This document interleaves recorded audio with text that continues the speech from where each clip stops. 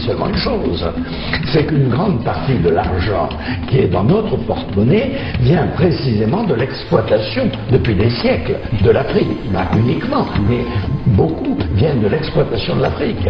One thing that keeps me puzzled, despite having studied finance and economics at the world's best universities, the following question remains unanswered. Why is it that 5,000 units of our currency is worth 1 unit of your currency, where we are the ones with the actual gold reserves?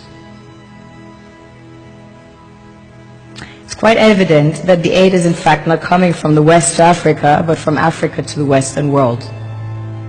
The Western world depends on Africa in every possible way, since alternative resources are scarce out here.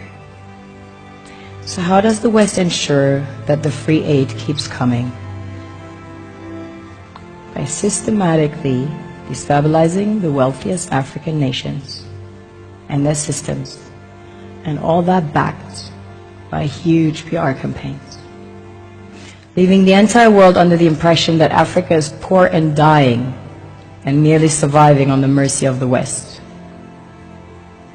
Well done, Oxfam, UNICEF, Red Cross, Life Aid, and all the other organizations that continuously run multi-million-dollar advertisement campaigns depicting charity porn to sustain that image of Africa globally. Ad campaigns paid for by innocent people under the impression to help with their donations. While one hand gives under the flashing lights of cameras, the other takes in the shadows. We all know the dollar is worthless, while the euro is merely charged with German intellect and technology, and maybe some Italian pasta. How can one expect donations from nations that have so little? It's super sweet of you to come with your colored paper in exchange for our gold and diamonds.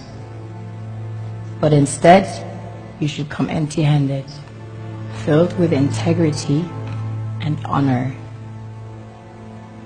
We want to share with you our wealth and invite you to share with us. The perception is that a healthy and thriving Africa would not disperse its resources as freely and cheaply, which is logical.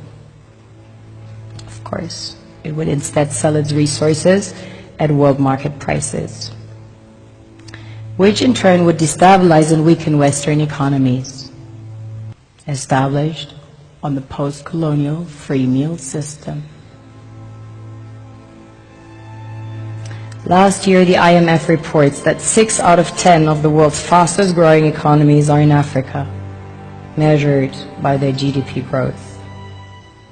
The French Treasury, for example, is receiving about $500 billion